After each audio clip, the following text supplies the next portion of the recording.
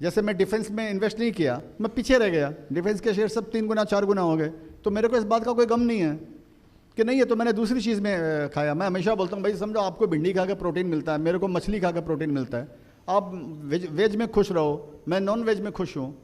पृथ्वी पर तो दोनों इकोसिस्टम मेंटेन कर रहे हैं, नॉन वेजिटेरियन भी पृथ्वी पर इकोसिस्टम मेंटेन कर रहा है ना। तो इस बोलकर आप अपना देखिए, मार्केट को ज़्यादा गेज करने का चेष्टा नहीं करना चाहिए, ऐसा मेरे को ऐसे लगता है। ज़्यादा मार्केट को समझने का चेष्टा मत करो। आप अपनी वाइफ को ही नहीं समझ पाए, मार्केट कैसे समझोगे दोस्त? बताओ, वही तो मैं बोल रहा हूँ, किसी को भी ना समझ में तू आए। तो इस बोलकर आपको समझ में आ रहा है ना मेरे लायक काम नहीं है, मेरे लायक मार्केट नहीं है, मेरे को समझ में नहीं आ रहा है, आप दूर हो जाओ उससे।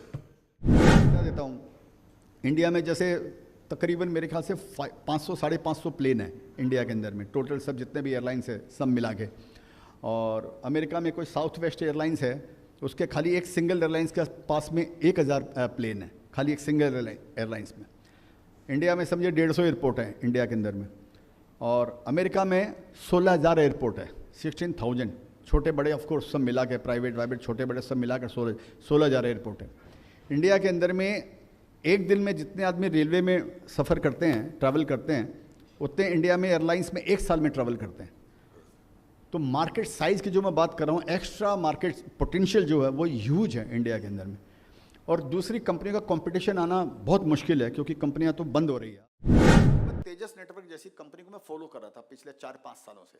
मैं कई कंपनियों को, मैं एक जगह मैंने बोला था कि मैं क्या करता हूँ कि जब कोई पुराना एथलीट जिसने कोई एक बहुत बड़ा ट्रैक रिकॉर्ड बना दिया, और या पुराना कोई कंपनी जिसने एक बार कोई कीर्तिमान स्थापित किया, उसके बाद में वो कंपनी प्रॉब्लम में आ गया, या उसके बाद में वो एथलीट थोड़ा बीमार पड़ गया समझिए, तो मैं उस एथलीट पर मैंने नज़र लगा देता हूँ, ये वापस रिकवर कब होगा, इसका हेल्थ वापस कब ठीक होगा, ये कंपनी वापस कब टर्न अराउंड होगी। और मैं उस कंपनी को मेरी रडार पर रखता हूँ, उसको मैं वॉच करता हूँ।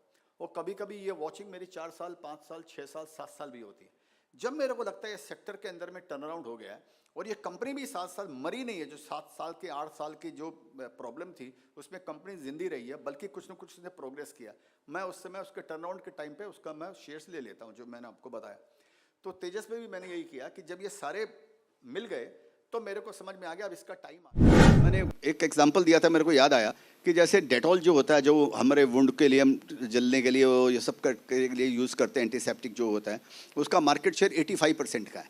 और सर एक सेवलॉन कंपनी है जो रैकेट बेकिंसर की कंपनी है, वो भी MNC है, उसका मार्केट शेयर 15% का, 10-15% का मार्केट शेयर है उस कंपनी का। डेटॉल का मार्केट शेयर क्यों 85% का है, मैं शायद गलत बोल दिया, डेटॉल रैकेट की होगी, और वो सेवलॉन जो शायद जॉनसन की, दोनों MNCs है एनीवे।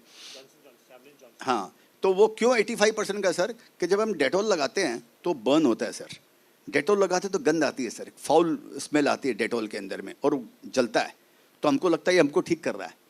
और सेवलॉन में लगाते हैं ना सर, जलता है ना, वो गंद देता है, वो आपको लगेगा जैसे आपने पानी लगाया आपको, तो लोगों को साइकोलॉजिकल लगता है कि कुछ है ही नहीं इसमें, तो जो जला ही नहीं वो मेरे को ठीक कैसे करेगा। तो लोग कॉम्प्लेक्स चीज़ को सर ज़्यादा विश्वास करते हैं। जबकि 313 वाला आप ग्राफ खाली देखिए, ये नीचे में दिखा रहा है 0, तो मैंने 4-5 में इसमें एंट्री किया, उसमें 70 रुपये का भाव था उसका, और 2-3% लिया। वो 70 रुपये वाला आप ये समझिए 2011 तो अलग है, 2008 के अंदर में 114 रुपया हुआ। लेकिन जो 114 रुपया है ना, ये एक्स बोनस है, तो 225 रुपया हो गया था। तो 70 रुपया वाला शेयर जो मैंने 4-5 में लिया, वो 2008 का जो बुल मार्केट था, mother of all the bull market, उसमें 225 रुपया हुआ। अगर मैं उसको कम बोनस के हिसाब से कैलकुलेट करूं तो, या इसके हिसाब से चलते हैं तो समझिए 35 रुपया में लिया, वो 114 रुपया हुआ। 35 वाला शेयर 114 रुपया हो गया, मैंने करीब 3 टाइम मेरा शेयर्स हो गया, 3-3.5 टाइम, लेकिन मैंने कोई शेयर बेचा नहीं। और जब लीमन ब्रदर्स की क्राइसिस आई तो वो शेयर वापस घट के 30-35 रुपया हो गया। तो मेरा जो कॉस्ट प्राइस था वो शेयर्स वहीं पर आ गया, बल्कि मेरे को नुकसान था, फिर भी मैंने शेयर्स नहीं बेचा। उसके बाद क्योंकि मेरे को उसके प्रोडक्ट पे भरोसा था, मेरे को कंपनी पे भरोसा था, मेरे को इंडियन इकोनॉमी पे भरोसा था, मेरे को हाउसिंग सेक्टर पे भरोसा था। कल मैंने एक स्टेटमेंट पढ़ा कि 10,000 टाइम्स AI का कैपेसिटी हो जाएगा। तो I don't know about it कि what is going to happen, इसका उत्तर मेरे पास में नहीं है, न मैं इसको, मेरे में इतनी आज के दिन इसमें बुद्धि है कि AI में कौन सी कंपनी लगी हुई है। Ultimately AI is a tool, every company will have to adopt it. जैसे सॉफ्टवेयर आया फॉर एग्जांपल, तो हर कंपनी को सॉफ्टवेयर बनाना जरूरी नहीं है, आप सॉफ्टवेयर यूज़ कर रहे हैं, इससे आपकी एफिशिएंसी बढ़ती है। तो वैसे ही एआई का जो एप्लीकेशन है, जो आप यूसेज जो भी कंपनियां करेंगी, इसका उनको फ़ायदा होने वाला है। समझना कि आप सी हैं तो शेयर बाज़ार आपकी मुट्ठी में, शेयर बाज़ार किसी की मुट्ठी में नहीं है। कोई मछुआरा नहीं बोल सकता कि समुंदर मेरी मुट्ठी में, चाहे वो पूरा पैदा ही वहीं पर फिशरमैन के घर में ही हुआ है और कहीं भी हुआ है, लेकिन वो कोई बोल नहीं सकता है। तो इस चीज़ को, क्योंकि शेयर बाज़ार जो सब्जेक्ट है, आप बैलेंस शीट एक अच्छी स्टडी कर सकते हैं। अगर आप सी हैं तो आपको खाली इतना ही एडवांटेज है कि आप बैलेंस शीट स्टडी कर सकते हैं, नंबर को आप स्टडी कर सकते हैं।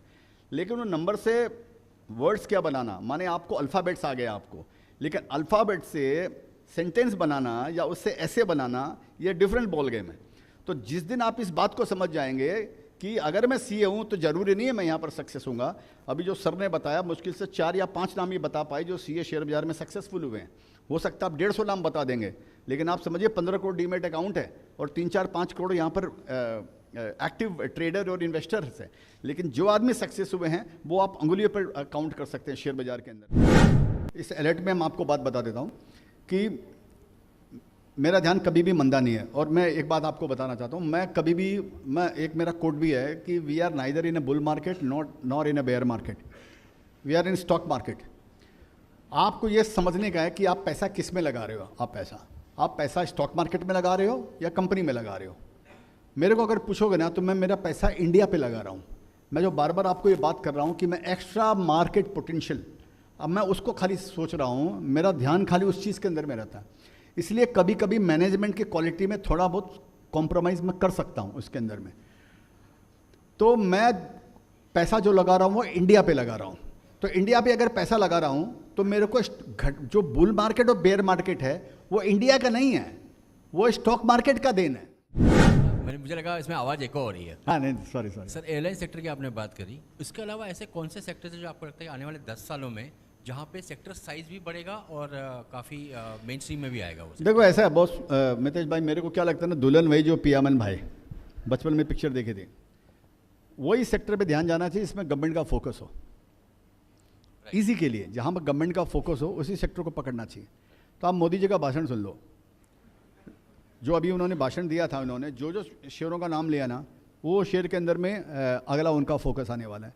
उसमें ईवी भी बोला, क्लीन एनर्जी भी बोला, इंफ्रास्ट्रक्चर भी बोला, टूरिज़्म भी बोला। मेरे को लगता है टूरिज़्म जो है ये अंडर पेनिट्रेटेड सेक्टर है। अभी एनएससी ने टूरिज़्म के ऊपर में इंडेक्स भी निकाल दिया अभी 2-3 दिन पहले। आप तो टूरिज़्म के जो शेयर्स है ये बढ़िया करना चाहिए, क्योंकि एसआईपी जो है वो 20 साल का गेम है, ठीक है ना। एसआईपी को आप इससे कंपैरिजन मत करो। अगर आप ये पूछना चाह रहे हैं कि हाई वैल्यू के शेयर्स अगर हो गए हैं तो एसआईपी रोक देना चाहिए, अगर आप ये पूछना चाह रहे हो तो मैं बोलता हूँ नहीं रोकना चाहिए। SIP is a different ball game. हम यहाँ बात करते हैं डायरेक्ट इन्वेस्टिंग का। एसआईपी तो आपको कंटिन्यू करने का, आपको पर ज्यादा फ्लेवर ऊपर के प्राइस में ज्यादा कंट्रीब्यूशन होगा। तो कोई जरूरी नहीं है जो जिसको आप एसआईपी दे रहे हैं वो जरूरी नहीं है कि वो आपका पैसा लेकर हाई वैल्यू के शेयर्स खरीद रहा होगा, ये जरूरी नहीं है। तो हाई पी के शेयर्स होना एक अलग बात है, और म्यूचुअल फंड किस में इन्वेस्ट करिए ये दूसरा मैटर है, जहाँ तक मैं समझता हूँ इसके अंदर में। और अगर हाई पी का शेयर्स है 50, 60, 100 का पी, आप उसमें इन्वेस्ट मत कीजिए, जैसे मैं इन्वेस्ट नहीं करता हूँ।